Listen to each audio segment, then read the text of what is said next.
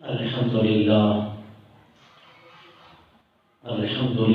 العزیز القہار والصلاة والسلام علی النبی المختار وعلی آلہ الاطہار واصحابہ الاخیار اما بعد فاعوذ باللہ من الشیطان الرجیم بسم اللہ الرحمن الرحیم سبحان الذي أسرى بعبده ليلا من المسجد الحرام إلى المسجد الأقصى الذي باركنا حوله لنريه من آياتنا إنه هو السميع البصير إن الله وملائكته يصلون على النبي يا أيها الذين آمنوا صلوا عليه وسلموا تسليما اللهم صل على سيدنا واصحاب سيدنا ومولانا محمد وبارك وسلم عليه صلاة والسلام عليك يا رسول الله وعلى آلك واصحابك يا شفيع المذنبين اللہ تبارک تعالی جل جلالہ وعظم نوالہ وعظم شانہ واتم برہانہ کی حمد و ثنا اور حضور سرور کائنات جناب محمد رسول اللہ صلی اللہ علیہ وسلم کے دربار گور میں علیہ درود و سلام عرض کرنے کے بعد میری نہایت ہی واجب الاحترام دوستو بزرگو اللہ رب العزت کا لاکھ لاکھ شکر ہے کہ اللہ رب العزت نے آج 28ویں رجب المرجب کا مقدس جمعہ المبارک کا دن نصیب فرمایا۔ اللہ رب العزت سے دعا ہے کہ اللہ پاک ہمیں آپ کو سچ بیان کرنے کی توفیق عطا فرمائے۔ حضرات محترم، آج 27ویں رجب غالباً بنتی ہے اور رات کو 27ویں شب تھی جس میں آقا نامدار جناب محمد رسول اللہ صلی اللہ علیہ وسلم کو اللہ رب العزت نے معراج کی صورت میں اپنا دیدار نصیب فرمایا۔ اس حوالے سے آج اس مقدس دن میں آپ احباب کے سامنے چند باتیں اسی حوالے سے بیان کروں گا کہ اسی رجب المرجب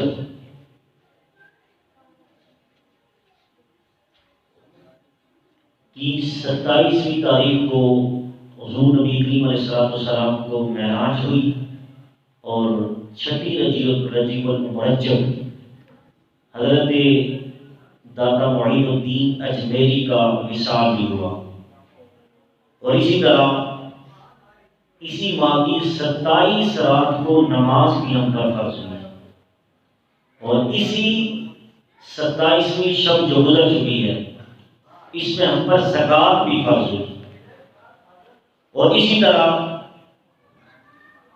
معتبر کتابوں کے اندر موجود ہے کہ غزوہ تبوک بھی اسی رجب المرجب میں وقوع پذیر ہوا، اور حضرت محمد رسول اللہ صلی اللہ علیہ وسلم کی 2 ازواج کا وصال بھی اسی رجب المرجب کے اندر ہوا۔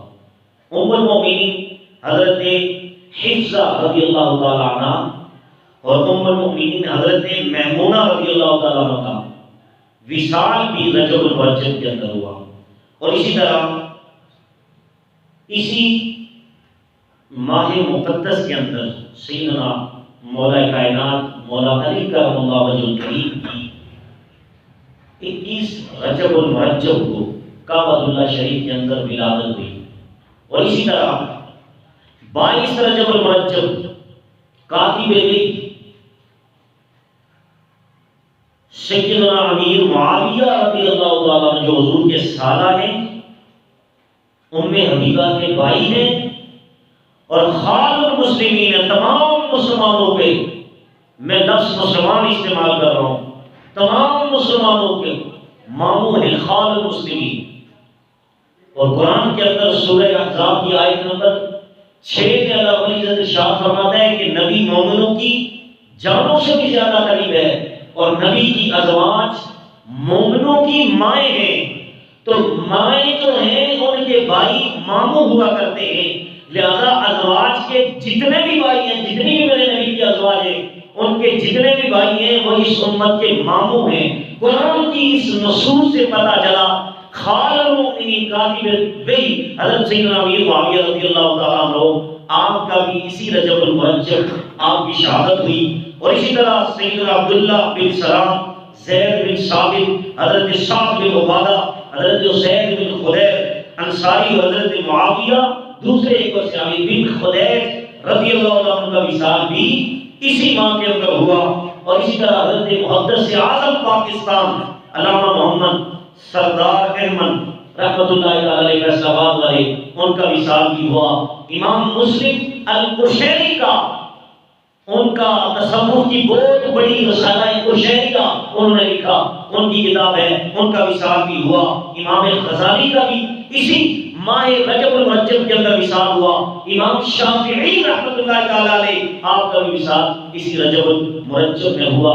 حضرت محترم، آپ سن چکے کہ اس ماہ رجب المرجب میں اتنی عظیم ہستیوں کے ساتھ اس کا تعلق ہے، اس کا روابط ہے، اس لیے چند باتیں آپ کے سامنے بیان کرنے کی کوشش کر رہا ہوں کہ اس میں میرے نبی علیہ السلام کی حدیث عن عائشہ رضی اللہ تعالیٰ عنہ قالت رجب شهر عظیم یضاعف اللہ فیہ الحسنات فمن صام یوما من رجب فکانما صام سنة ومن صام فيها 7 أيام غلقت عليه 7 أبواب جهنم ومن صام منه 8 أيام فتحت له 8 أبواب الجنة ومن صام منه 10 لم يسأل الله شيئا إلا أعطاه ومن صام منه 15 يوما نادى مناد من السماء قد غفرت لك ما مضى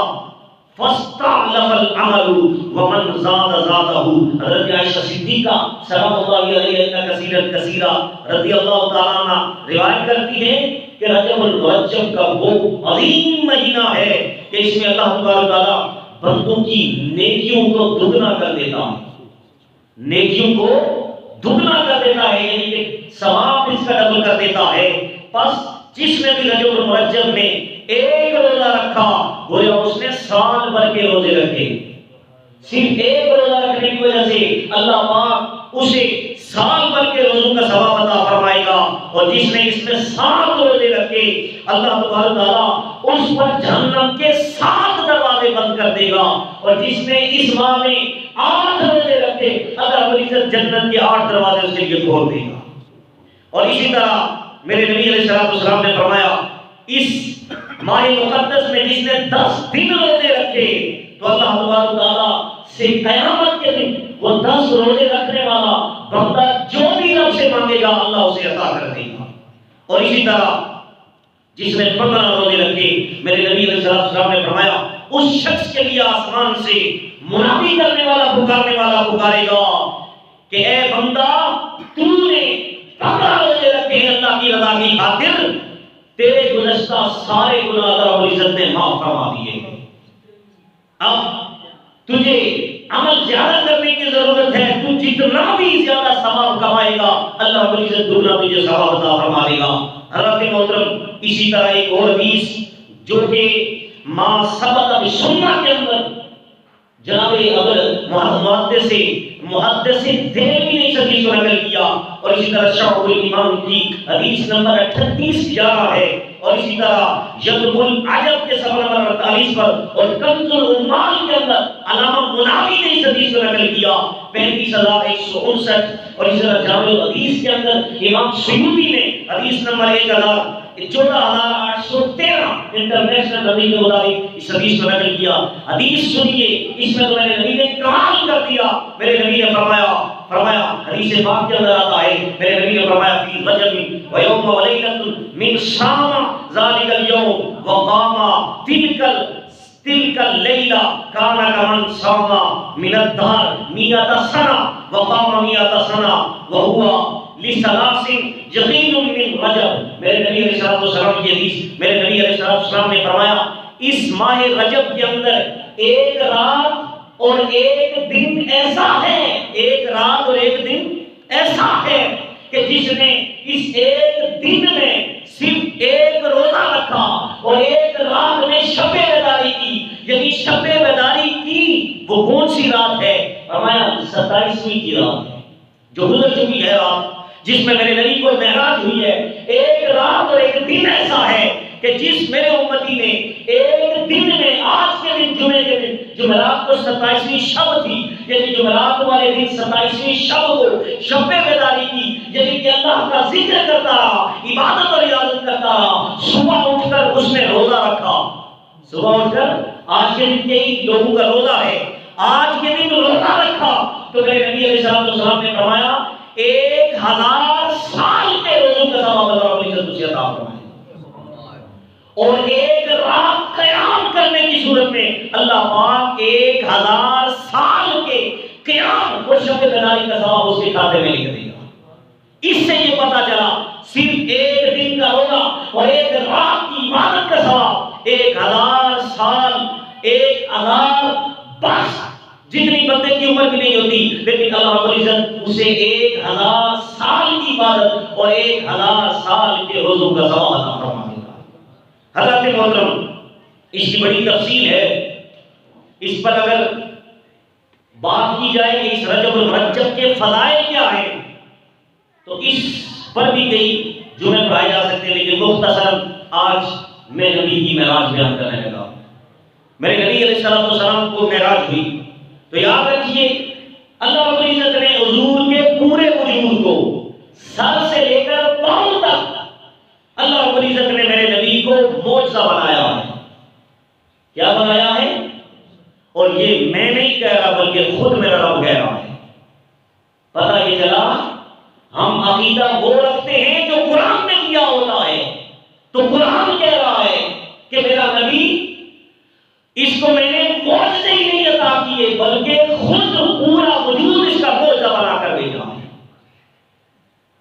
قرآن مجید کے اندر سورہ نساء کی آیت نمبر 175 175 سورہ نساء کے اندر اللہ رب العزت بڑے اکثر انداز میں مسلمانوں سے نہیں، کافروں سے نہیں، ہندوؤں سے نہیں، سکھوں سے نہیں، کسی اور مذہب کو مخاطب نہیں کیا بلکہ تمام لوگوں کو مخاطب کرتے ہوئے اللہ رب العزت نے بتایا سارے لوگوں، چاہے کافر ہو، مسلم ہو، غیر مسلم ہو، عیسائی ہو، یہودی ہو، نصرانی ہو، سکھ ہو، کوئی بھی مذہب رکھنے والا ہو انسان، قیامت تک اللہ رب العزت حضور سے کہتا ہے اے نبی آپ خود اعلان فرما دیں۔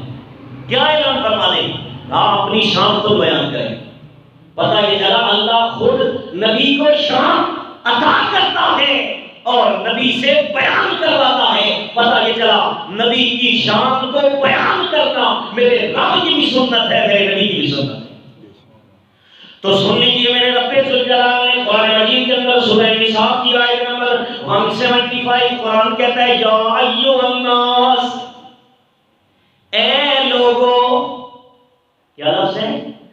اے لوگو، یا اللہ یہ ناس کا لفظ اس میں سارے لوگ آ گئے، کافر بھی آ گئے، مسلم بھی آ گئے، غیر مسلم بھی آ گئے، عیسائی بھی آ گئے، یہودی بھی آ گئے، نصرانی بھی آ گئے، ہر مذہب کے بندے کو قیامت تک میرا مخاطب کرتا ہے یا ایھا الناس، اے لوگو قد جاءکم، تحقیق تمہاری طرف آ گیا۔ کب آیا؟ 12 ربیع الاول کے دن۔ کیا بن کے آیا؟ برہان من ربکم، رب کی طرف سے معجزہ بن کر آ گیا ہے۔ کون بن کے آیا؟ امام الانبیاء کی صورت میں رب کہتا ہے 12 ربیع الاول کے دن تحقیق تمہارے رب کی طرف سے میرا محبوب تمہاری طرف معجزہ بن کر آیا ہے۔ وَأَنزَلْنَا إِلَيْكُمْ نُورًا مُبِينًا، اور یہ خود اکیلا نہیں آیا بلکہ اس کو ہم نے معجزہ پورا وجود بنا کر ایک اور معجزہ بھی ساتھ بھیجا ہے، وہ معجزہ قرآن ہے۔ وَأَنزَلْنَا إِلَيْكُمْ نُورًا مُبِينًا، ہم نے قرآن کو نور کی صورت میں قرآن کو نبی کے ساتھ بھیجا ہے۔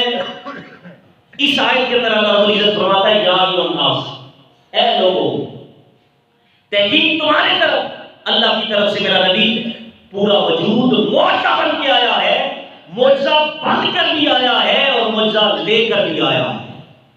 معجزہ لے کر قرآن آیا ہے، معجزہ بن کر خود آیا ہے۔ اس آیت سے پتہ چلا میرا نبی معجزہ لے کر بھی آیا ہے، معجزہ بن کر بھی آیا ہے۔ لیکن اعلان کس سے ہے؟ یا ایھا الناس، اے لوگوں۔ اب ناس کے اہل لغت نے دو مادے بیان کیے۔ کتنے مادے؟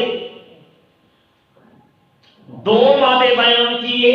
ایک ناس کا معنی ہے انس، کیا؟ اور دوسرا معنی ہے نسیان، انس یا نسیان۔ اے اہل لغت بتاؤ نا ذرا، ناس کے دو مادے نسیان اور انس، ذرا یہ بھی بتاؤ نا انس کا معنی کیا ہے، نسیان کا کیا معنی ہے؟ جواب آتا ہے انس کا معنی ہے محبت کرنے والا۔ کیا کرنے والا؟ محبت کرنے والا۔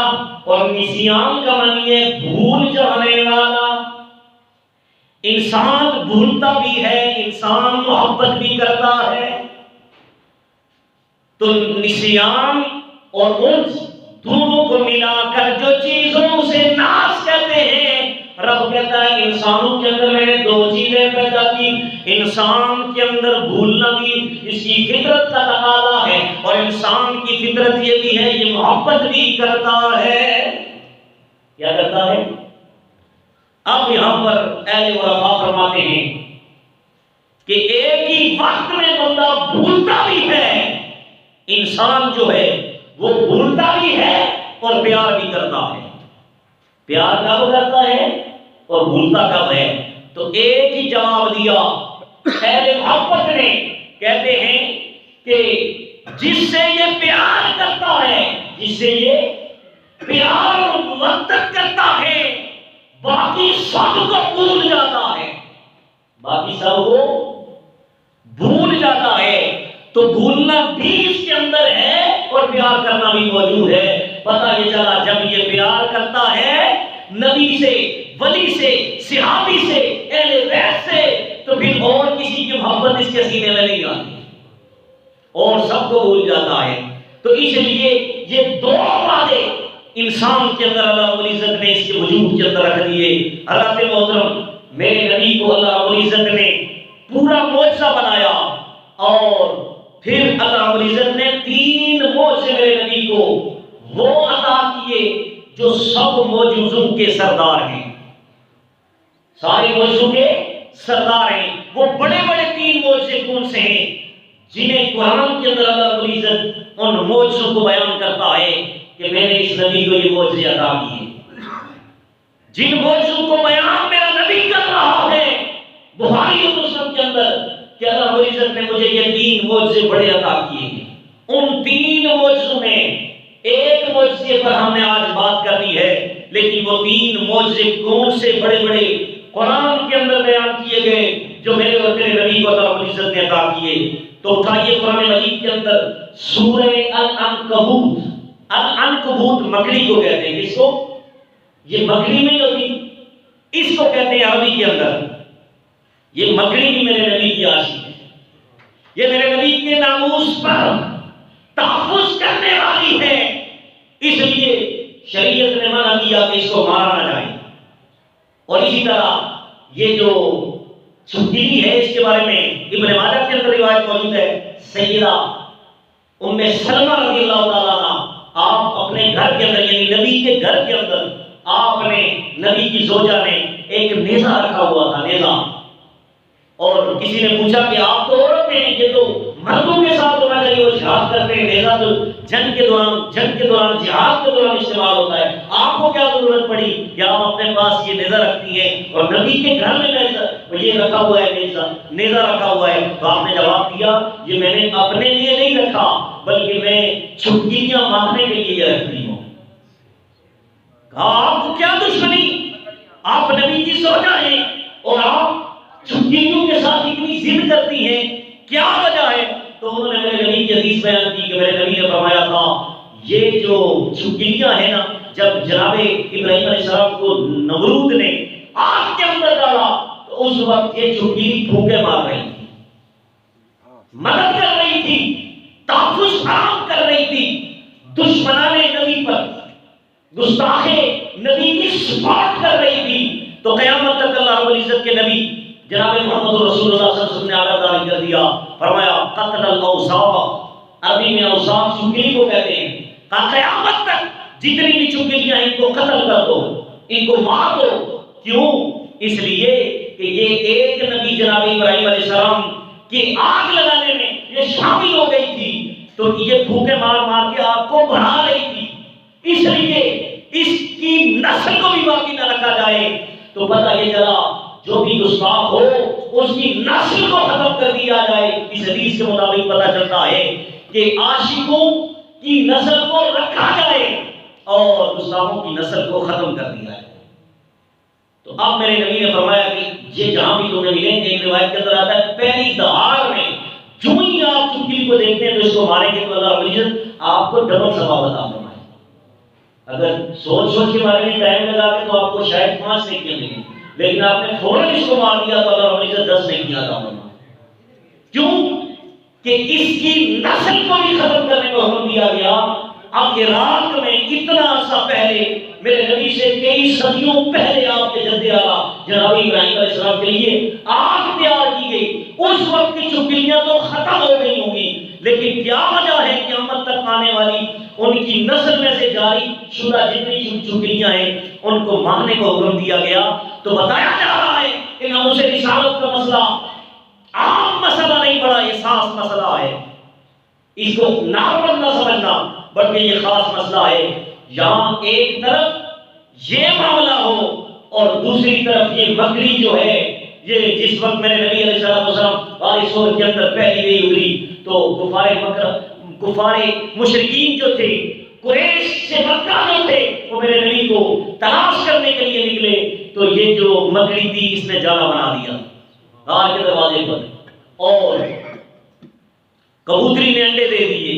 روایت کے اندر آتا ہے کہ دونوں میرے نبی علیہ السلام کو ناموس پر حملے کی وجہ سے یہ نبی کی سپورٹ کر رہی تھی۔ اللہ تبارک تعالیٰ نے قیامت تک ان کی عزت کو قائم بتایا رکھی۔ آپ دیکھیں مکہ شریف میں کتنے کبوتر ہوتے ہیں، یہ ان کبوتروں کے بارے میں یہ آتا ہے کہ یہ انہی کبوتروں کی اولاد میں سے ہیں کہ آج مکے کی ہر گلی میں، مدینے کی ہر گلی میں آپ دیکھیں گے تو کبوتر آپ کو نظر آئیں گے۔ حضرات محترم، کیونکہ حلال چیز میں برکت ہوتی ہے، حلال چیز میں اب دیکھیں روزانہ کتنی بکریاں ذبح ہوتی ہیں، حلال چیزیں کسائیوں کی دکانوں پہ چل حلال ہیں، کتنی ذبح ہوتی ہیں، لیکن پھر دوسرے دن پھر ان کی شاپ پہ 12 15 جو ہے نا دبے لٹکے ہوتے ہیں، گائیں لٹکی ہوتی ہیں، یہ بیل وغیرہ، یہ بکرے وغیرہ۔ کیوں؟ اس لیے کہ یہ حلال چیز ہے اور حلال میں اللہ رب العزت نے برکت رکھی۔ اب کتے دیکھیں گلیوں میں، ایک کتیا جب وہ بچے پیدا کرتی ہے تو اس کے 8-10 بچے ہوتے ہیں، لیکن کیا صورتحال ہے؟ یہ حرام ہے اور حرام چیز میں برکت نہیں ہے۔ آپ دیکھیں کہیں دور دور تک بھی ہمیں کیا ہوتا ہے، کتا دکھائی نہیں دیتا، کہیں پورے محلے میں ایک ہی کتا نظر آتا ہے۔ تو یہ بتایا جا رہا ہے جس کو میرے نبی نے پسند کر دیا وہ حلال ہو گیا، جس کو ریجیکٹ کر دیا وہ حرام ہو گیا۔ تو یہ فلسفہ ہے حلال و حرام کا۔ لیکن اب یہ پہلا معجزہ اللہ رب العزت نے جو حضور کو عطا کیا وہ سورہ العنکبوت کی آیت نمبر 51 میں اللہ رب العزت نے بیان کیا کہ ہم نے حضور کو قرآن عطا کر کے یہ معجزہ عطا کر دیا۔ تو اس سورہ العنکبوت کی آیت نمبر 51 میں اس ایک معجزے کو اللہ رب العزت نے بیان کیا کہ ہم نے حضور کو قرآن کی صورت میں قرآن عطا کر کے عظیم معجزہ عطا کر دیا۔ اور بخاری کے اندر بھی میرے نبی نے اس معجزے کا تذکرہ بیان فرمایا۔ بخاری کی حدیث نمبر 4981 اور مسلم کی حدیث نمبر 385، یہ سیاستہ کے اندر متفق علیہ حدیث ہے۔ میرے نبی نے فرمایا اللہ رب العزت نے قرآن جیسا عظیم معجزہ مجھے اللہ رب العزت نے عطا کیا۔ تو پتہ یہ چلا قرآن معجزہ، اس کو میرے رب نے بھی معجزہ کہا، میرے نبی نے بھی معجزہ کہا. اور یہ معجزہ کس کو دیا گیا؟ میرے اور تیرے نبی کے سینے پر اتارا گیا. آگے دوسرا معجزہ اللہ رب العزت نے جو عطا کیا، اس وقت 1400 سال پہلے لوگوں نے اپنی آنکھوں سے دیکھا تھا، اپنی آنکھوں سے دیکھا تھا. وہ کیا معجزہ تھا؟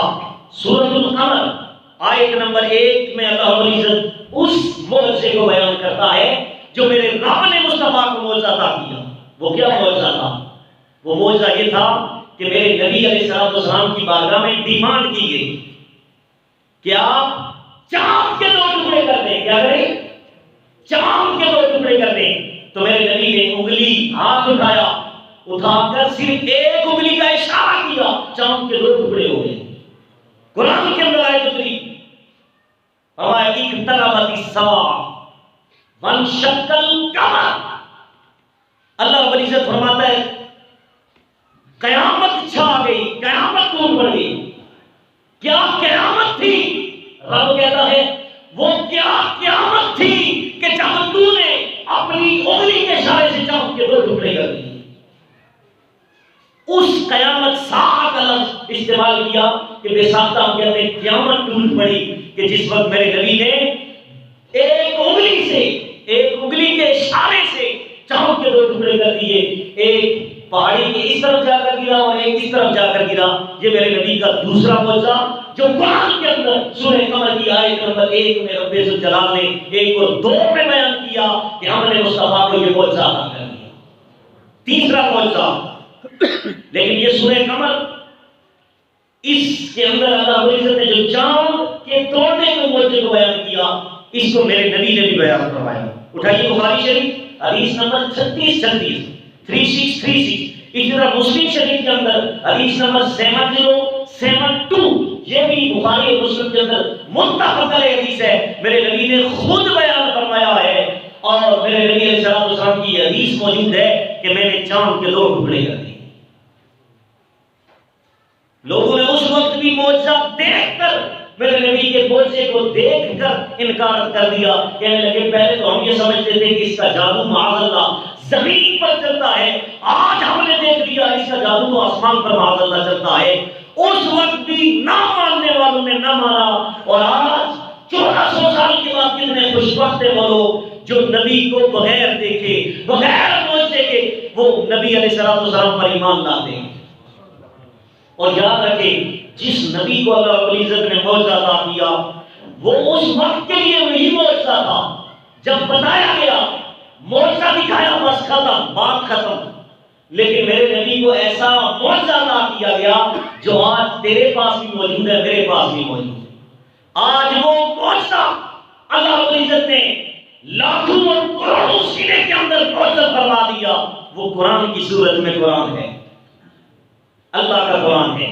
پتہ یہ چلا باقی معجزے ختم ہو گئے، یہ اسی معجزہ ہے محسوس ہونے والا، یہ میرے نبی کا قرآن ہے جو اللہ رب العزت نے کہا. تو پہلا معجزہ قرآن، دوسرا معجزہ سورہ قمر کے اندر اللہ رب العزت نے چاند کے 2 ٹکڑے جو میرے نبی نے کیے اس کو اللہ رب العزت نے بیان کیا کہ یہ میرے نبی کا ایک ہاتھ کے اندر ایک انگلی کے اشارے سے چاند کے 2 ٹکڑے ہو جانا، یہ میرے نبی کا معجزہ ہے، یہ میرے نبی کا معجزہ ہے.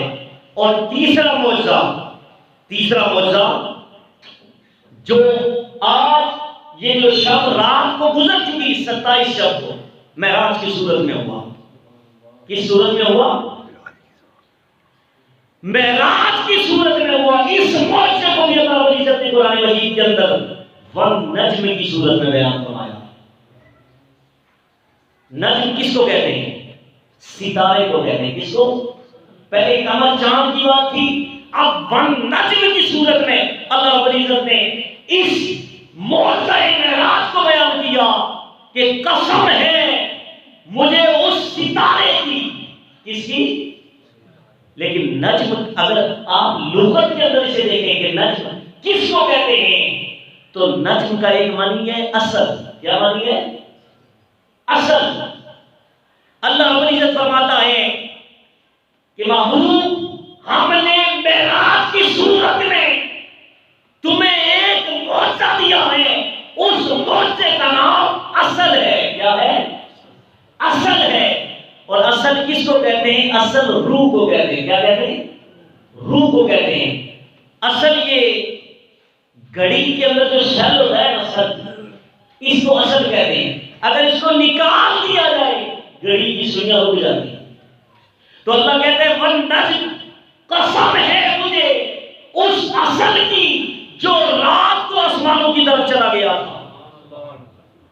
جب آسمانوں کی طرف میرا نبی چلا گیا اس معجزے کو اصل قرار دیا گیا. اور وہ اصل جب معراج کی صورت میں میرا نبی عرش معلا سے لامکہ کی طرف چلا گیا، زمین کا ٹائم رک گیا. کیوں؟ روح کائنات ہے میرے نبی، پوری کائنات کی روح ہے. تو جب روح کو نکال دیا جائے بندے کی باڈی ڈیڈ بن جاتی ہے، ڈیڈ باڈی بن جاتی ہے. تو پوری کائنات کی روح ہے میرے مصطفیٰ. جس وقت شب معراج ہوئی تو اللہ رب العزت نے ٹائم کو روک دیا. ٹائم کو روک دیا کہ سارا ٹائم کا چلنا زمانے کا آگے بڑھنا یہ سب رک گیا. یہاں تک کہ روایت کے اندر آتا ہے میرے نبی جس بستر مبارک سے نکل کر معراج کی شب اتنا بڑا سفر کر کے آئے، لامکاں سے عرش معلا جنت دوزخ کا ملاحظہ کر کے رب کی قربتوں میں رہ کر واپس پلٹے تو بستر بھی گرم تھا. روایت کے اندر آتا ہے میرے نبی جس وقت گھر سے نکلے تو میرے نبی نے جو امامہ پہنا ہوا تھا اس امامے کے ساتھ ایک درخت کی ٹہنی لٹکتی تھی، مس ہوئی تھی. تو وہ ٹہنی ہل رہی تھی. واپس میرے نبی اتنا سفر کر کے واپس پلٹے تو دیکھا ٹہنی پھر بھی ہل رہی تھی. میرے نبی وضو کر کے گئے، وہ پانی زمین کے اندر زمین نے اسے چوسا بھی نہیں تھا. میرے نبی واپس پلٹ آئے. جس دروازے کی کنڈی لگا کر میرے نبی گئے تھے وہ کنڈی اسی طرح ہل رہی تھی. میرے نبی واپس پلٹ آئے. تو بتایا جا رہا ہے اس کو کہتے ہیں بستے زبان. کیا کہتے ہیں؟ بہت سارے وقت کو ایک کوزے کے اندر بند کرنا. بہت سارے وقت کو کتنا وقت لگا؟ زمینوں سے آسمان کی طرف 500 سال کی مسافت بنتی ہے. کتنی؟ 500 سال کی مسافت. پھر پہلا آسمان اس کی موٹائی اتنی موٹائی ہے اس میں بھی 500 سال لگتے ہیں. پھر اس کے بعد جو درمیان میں وہ خلا ہے پہلے آسمان سے دوسرے آسمان وہ بھی 500 سال کی مسافت. اسی طرح آپ اندازہ لگائیں 7 پائے 35 کتنے؟ 35 اور 35 70,000 سال کی مسافت صرف اس زمین سے 7ویں آسمان تک بنتی ہے. پھر اس کے بعد میرے نبی علیہ السلام عرش معلا سدرۃ المنتہا. منتہا کس کو کہتے ہیں؟ جہاں دنیا اور آخرت کی بارڈر لگتا ہو، بارڈر اختتام، جہاں دنیا ختم ہو جائے وہاں سدرۃ المنتہا. اس سدرۃ المنتہا پر جا کر جبریل کہتا ہے یا رسول اللہ اب میں ایک بالش بھی آگے نکلا آپ کے ساتھ گیا تو میں جل جاؤں گا، میری شکل نہیں ہے. اسی لیے اللہ رب العزت نے حضور کو 3 شانوں سے نوازا تھا. کتنی شانوں سے؟ ایک میرے نبی کی بشریت شان تھی، شان بشریت. دوسری شان میرے نبی کی شان نورانیت تھی. اور تیسری میرے نبی کی شان تھی حقیقت محمدیہ. اور اسی طرح سفر بھی 3 طرح کا ہوا. سبحان الذی اسری بعبدہ لیلا من المسجد الحرام الى المسجد الاقصى الذي باركنا حوله لنريه من آیاتنا انه هو السمیع البصیر کی صورت میں اس سفر معراج کے بھی 3 حصے کیے. کہیں تو میرے نبی نے جو سفر زمینی سفر کیا وہ جس میں بشریت کے ساتھ میرے نبی کا سفر اقصی تک تھا. پھر اقصی سے پہلے آسمان، دوسرے آسمان، تیسرے آسمان، 7ویں آسمان سے سدرۃ المنتہا تک یہ نورانی سفر تھا. اور پھر اس کے بعد حقیقت محمدیہ کا سفر تھا جہاں میرے نبی کے پاس نہ کوئی فرشتہ تھا، نہ غفرت تھا، نہ براق تھا. اکیلے میرے نبی رب کی بارگاہ میں چلے گئے. میرے رب کی بارگاہ میں جب پہنچے تو وہ مقام کون سا تھا؟ کہ جس کو ہم آج تک نہیں سمجھ سکے. کوئی بندہ تو بشریت تک رٹ لگاتا رہا کہ نبی بشر ہے، وہ بشریت تک پھنسا رہا. کوئی بشریت کو بھی سمجھ کے آگے چلا گیا، آگے جا کر اس نے نورانیت سمجھانے کی کوشش کی، سمجھنے کی کوشش کی. کسی نے نورانیت کو سمجھا، کسی نے بشریت کو سمجھا، لیکن میرے نبی کی حقیقت کو نہ قیامت تک کوئی فرشتہ سمجھ سکتا ہے، نہ کوئی انسان سمجھ سکتا ہے، کیونکہ میرے نبی نے خود فرمایا تھا لم یعرفنی حقیقت غیر ربی. ابو بکر میری حقیقت کو میرے رب کے سوا کوئی جان ہی نہیں سکتا، میری حقیقت کو کوئی جان ہی نہیں سکتا. تو پتہ یہ چلا کہ میرے نبی کی حقیقت کو کوئی بھی نہیں جان سکتا میرے رب کے سوا. اس لیے میرے نبی کی حقیقت سدرۃ المنتہا سے آگے یہ حقیقت تھی جس کو میرا رب ہی جان سکتا ہے. کیا حقیقت تھی، کیا باتیں ہوئی، کیا ملاقاتیں ہوئی، کیا دیا گیا، کتنا محبت کا تقاضا تھا کہ سات آسمان کراس کر کے میرا رب مصطفیٰ کو آسمان کی طرف لے گیا. اور پھر یہ یاد رکھیں کہ الاسراء والمعراج یہ اصل اس کا موضوع ہونا چاہیے. الاسراء یہ زمین کا سفر ہے، والمعراج یہ آسمان کا سفر ہے. تو یہ دو سفروں کو اس طرح اگر جوڑیں تو عربی کے اندر الاسراء والمعراج کہلائے گا. تو یہ سبجیکٹ ہے کہ میرے نبی کی اسراء کیا ہے، والمعراج کیا ہے. تو حضرت محترم اس پر بڑی تفصیلات ہیں. میں انشاءاللہ نیکسٹ جمعہ المبارک آپ آباد کے سامنے اس کی تفصیل بیان کروں گا. اللہ رب العزت ہم سب کو حضور کی سچی محبت نصیب فرمائے. وآخر دعوانا الحمدللہ رب العالمین.